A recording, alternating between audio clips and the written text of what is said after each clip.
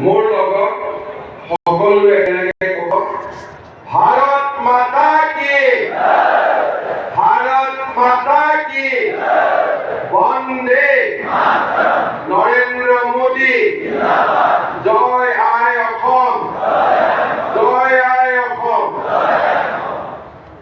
আজিৰ সভাত আমাৰ মাজত উপস্থিত অসম চৰকাৰৰ সন্মানীয় উদ্যোগ মন্ত্ৰী বিমল বৰা ডাঙৰীয়া, আমাৰ মাজত উপস্থিত সন্মানীয় বিধায়ক অতুল বৰা ডাঙৰীয়া, ৰমেন্দ্ৰ নাৰায়ণ কলিতা ডাঙৰীয়া, সিদ্ধাৰ্থ ভট্টাচাৰ্য ডাঙৰীয়া, দিগন্ত কলিতা ডাঙৰীয়া, হেমাংগ কাকৰীয়া ডাঙৰীয়া, আমাৰ উদ্যোগ বিভাগৰ অতিৰিক্ত মুখ্য সচিব ডক্টৰ জে.বি. একা ডাঙৰীয়া, এই বিভাগৰে আয়ুক্ত সচিব শ্ৰী লক্ষ্মণ ডাঙৰীয়া, উপস্থিত যুৱক যুৱতী বন্ধু বান্ধৱীসকল আৰু সুধীবৃন্দ, আমি সকলোৱে মনত পেলাম যে 2023 চনৰ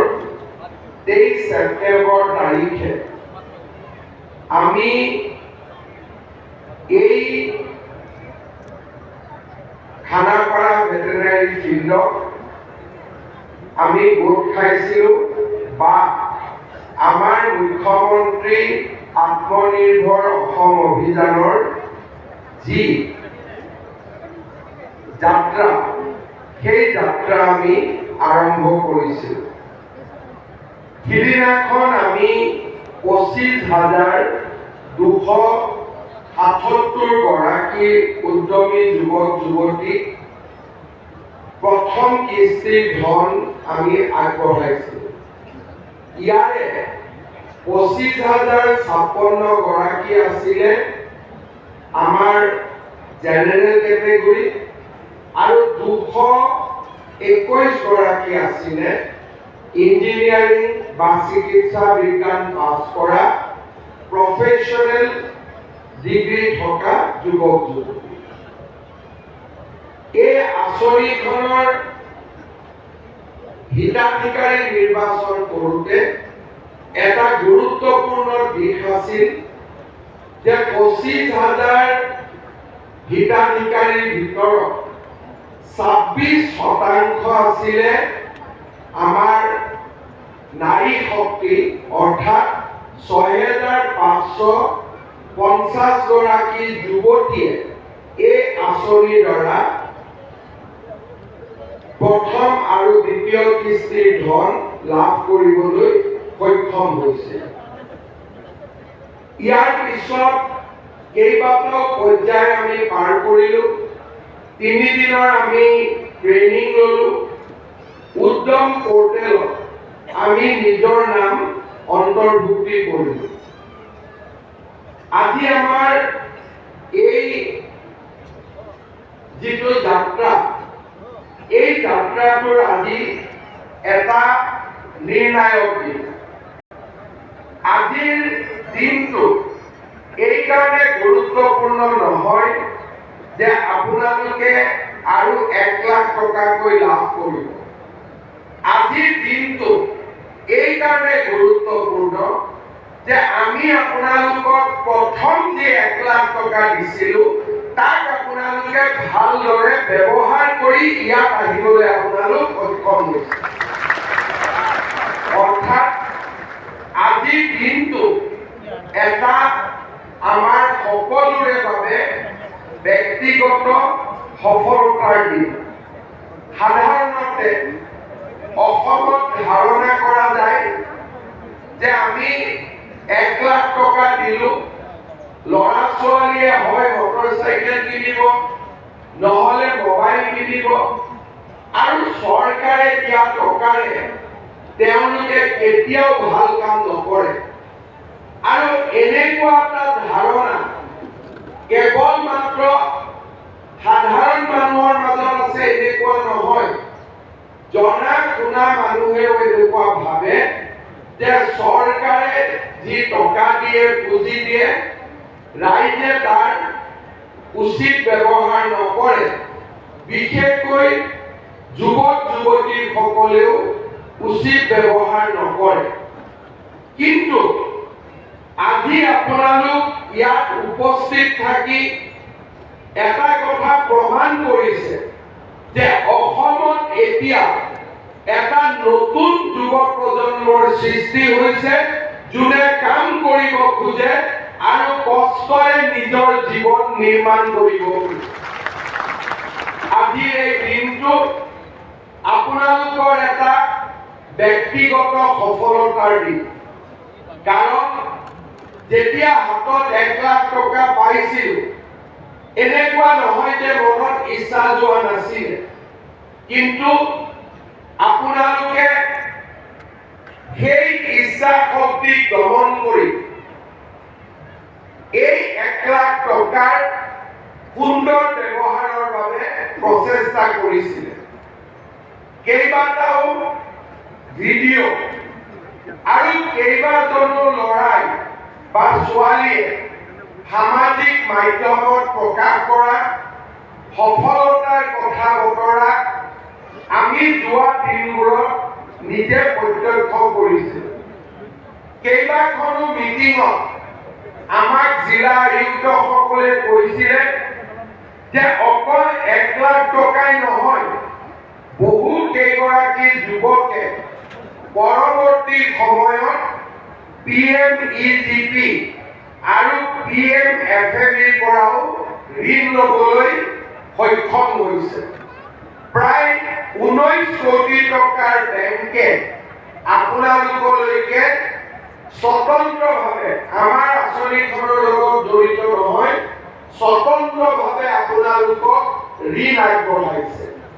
মই বিশ্বাস কৰোঁ এই আঁচনিখনক আমি যদি সঁচাকৈ ইয়াক যদি আমি আৰু সুন্দৰ কৰাৰ বাবে প্ৰচেষ্টা কৰোঁ, আমাৰ বাবে, যুৱক যুৱতীৰ বাবে এটা নতুন দিনৰ আৰম্ভণি হ'ব।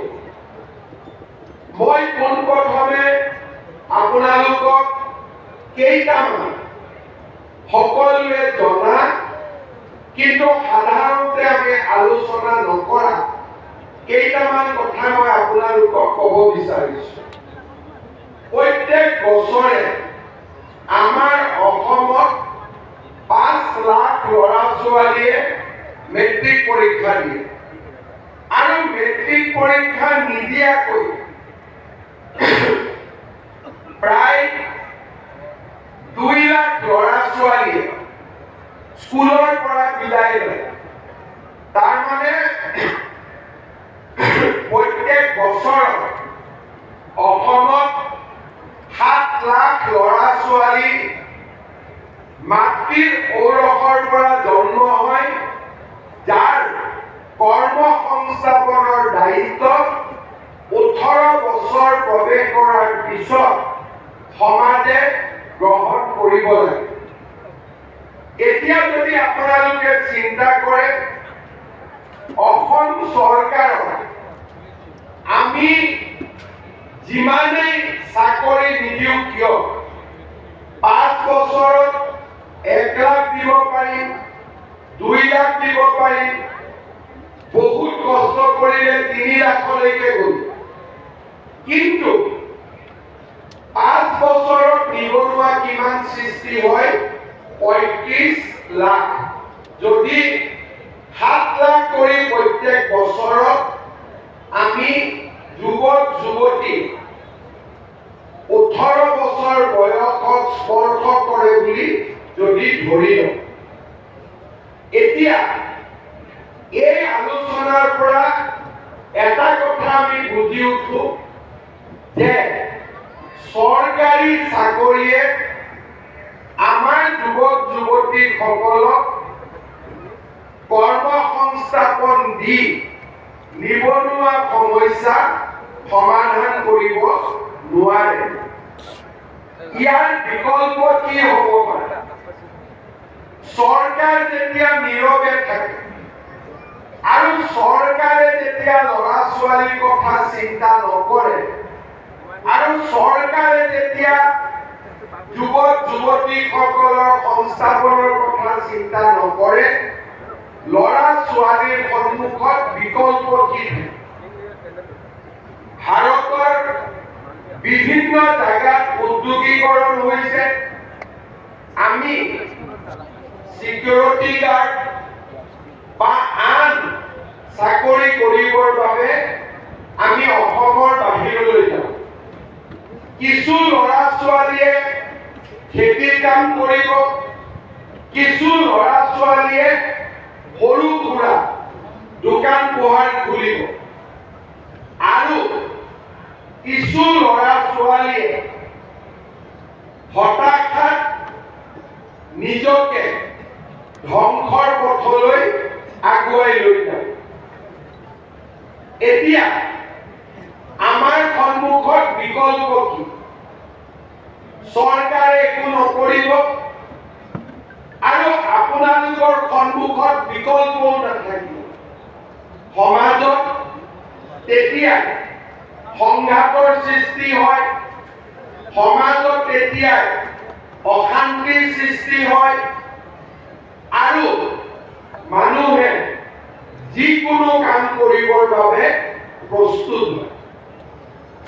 আৰু আমাৰ মাজত এচাম লোক থাকে যোনে বিচাৰে যে ল'ৰা ছোৱালী কৰ্মসংস্থাপন নহওক, ল'ৰা ছোৱালী হতাশাৰ যিটো বৃত্ত, হতাশাত তেওঁলোক হতাশগ্ৰস্ত হওক আৰু সমাজত নৈৰাজ্যৰ সৃষ্টি হওক। আজি বন্ধ, কালি পিকেটিং, পৰহি আন্দোলন, আনদিনা কোনোবাই হতাশা বন্দুক হাতত তুলি ল'বলৈও কুণ্ঠাবোধ নকৰাৰ পৰিৱেশ এটা সৃষ্টি হয়।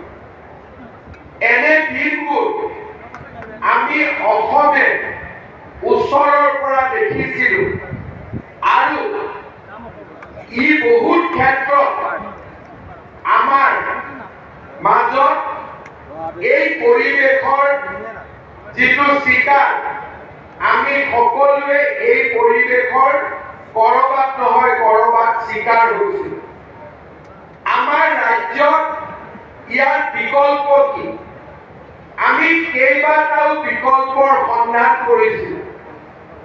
আমি অসমৰ ৰাইজক কৈছিলো যে আমি 1 লাখ যুৱক যুৱতীক চৰকাৰী চাকৰি দিম। অহাকালি আমি আৰু 4,500 ল'ৰা ছোৱালীক চাকৰি দিম, আৰু সৰ্বমুঠ আমাৰ চৰকাৰৰ দিনত চাকৰি পোৱা যুৱক যুৱতীৰ সংখ্যা 1,65,000ত ভৰি দিম। যোৱা কেইদিনমান মই মিটিঙত কৈছো যে যোৱাবাৰ আমি 1 লাখ যুৱক যুৱতীক চৰকাৰী চাকৰি দিম বুলি কৈছিলো, আৰু আমি 1,60,000 যুৱক যুৱতীক চৰকাৰী চাকৰি দিম। অহাবাৰ আমি নিশ্চিতভাৱে চেষ্টা কৰিম যে 2 লাখ ল'ৰা ছোৱালীক আমি চৰকাৰী চাকৰি দিম। আৰু চৰকাৰৰ ভিতৰত কৰ্ম সংস্থাপনৰ ব্যৱস্থা চলি থাকিব।